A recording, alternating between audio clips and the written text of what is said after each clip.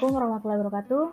Perkenalkan, nama saya Alfania Rizkyala Zalfa, NIM D31211880 dari golongan D.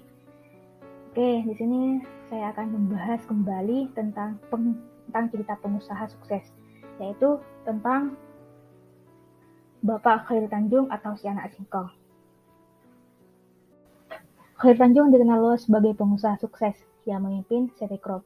Beliau pernah menjabat sebagai Menteri Koordinasi Perekonomian Indonesia yang menggantikan Hatta Rajasa sejak 19 Mei 2014 sampai 20 Oktober 2014. Dan dia paling cepat dalam menjabat menteri selama 4 bulan.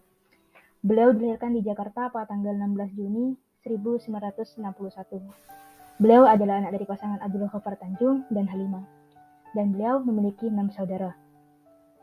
Ayahnya adalah seorang wartawan pada Orde Lama yang menerbitkan surat kabar Beropla Kecil, sedangkan ibunya adalah seorang ibu rumah tangga.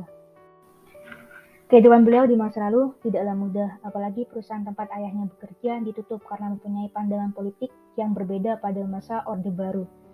Keluarga beliau bahkan harus menjual rumah dan pindah ke kamar losmen yang sempit dan kumuh. Hal ini dapat membuat Khairul Tanjung dijuluki sebagai anak singkong. Sebutan tersebut biasanya disematkan bagi orang-orang miskin yang tinggal di lingkungan kumuh di Jakarta. Namun pendidikan Khairul Tanjung tidak putus asa.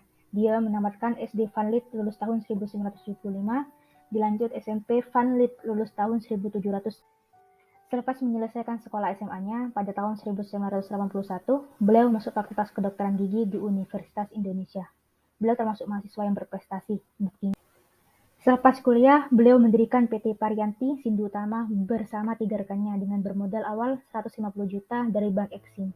Mereka memproduksi sepatu anak-anak untuk diekspor. Keberuntungnya berpihak padanya, karena perusahaan tersebut langsung mendapatkan pesanan 160.000 pasang sepatu dari Italia.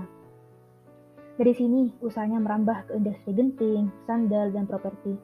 Akan tetapi, karena perbedaan visi tentang ekspansi usaha, beliau memilih pisah dan mendirikan usahanya sendiri.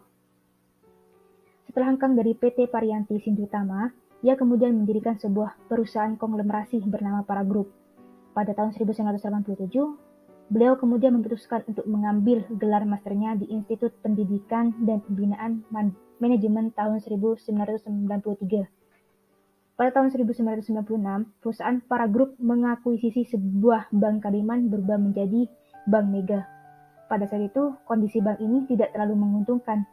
Tetapi pada tahun 2001, keadaan berbalik, dan bank ini berkontribusi besar terhadap perusahaan sebanyak 40%. Pada tahun 2011 lalu, Para Group sudah lebih dari 20 tahun berkecimpung dalam bidang bisnis, selama mengubah namanya menjadi CT Crop. Perusahaan ini mempunyai 3 anak perusahaan. Yang pertama, ada Mega Crop untuk layanan keuangan. Yang kedua, ada Transcorp untuk media, hiburan, dan gaya hidup. Yang ketiga, ada CT Global yang menangani sumber daya alam.